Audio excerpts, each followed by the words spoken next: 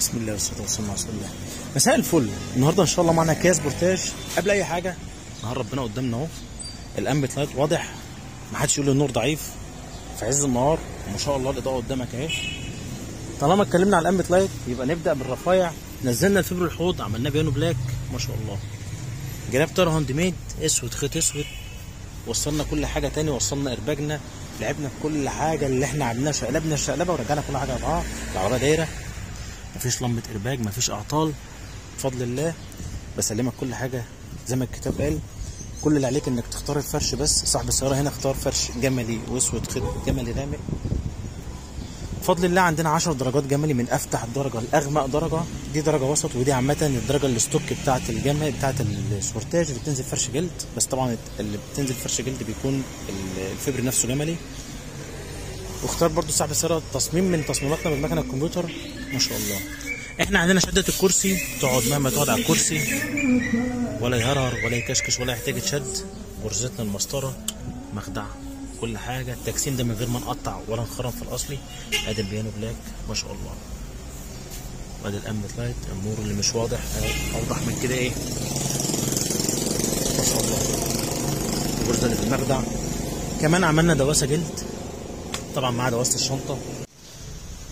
كمان عملنا قطعتين الابواب جلد، المخدع والقطعه الثانيه. في ناس بتعمل مخدع بس، في ناس بتعمل قطعتين، وفي ناس ما بتفكش اهو. منظر من بعيد اهو. ادي شغل الفبري بيانو بلاك. خلينا افتح لك جنب جنب وباب باب كانك بتعمل عربيه عشان تستلم ما شاء الله. ظهر الكرسي بتفصيلته بدوراناته بجيوبه كل حاجه على وضعها. طبعا الفبر بيكون فبر، والقماش بنخليه جلد زي ما هو، ما بندريش احنا الفبر. ادي غرزه اللي في الدوران ما شاء الله، مع التجسيم مع شده الكرسي، تفاصيل الحزمه، مخدع، كل حاجه على وضعها. خلاص انت حفظت. بس انا لازم اقول لك بص التفصيله دي، هتلاقي القيمه دي نفس القيمه دي.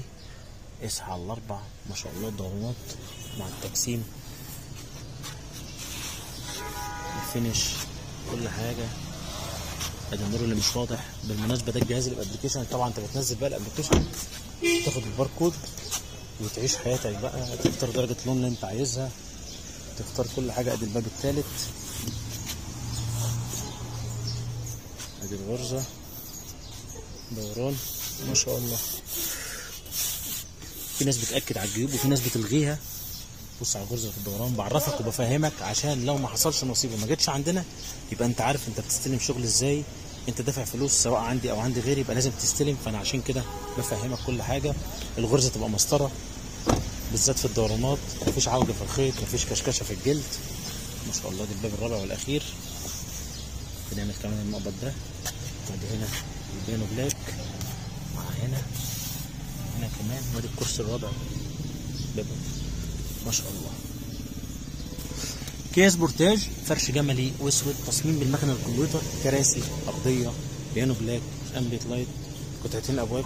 اسف لو طولت عليكم، اتمنى تتابعونا على طول، ما تنسوش مننا. اشكركم شكرا جزيلا. سلام عليكم.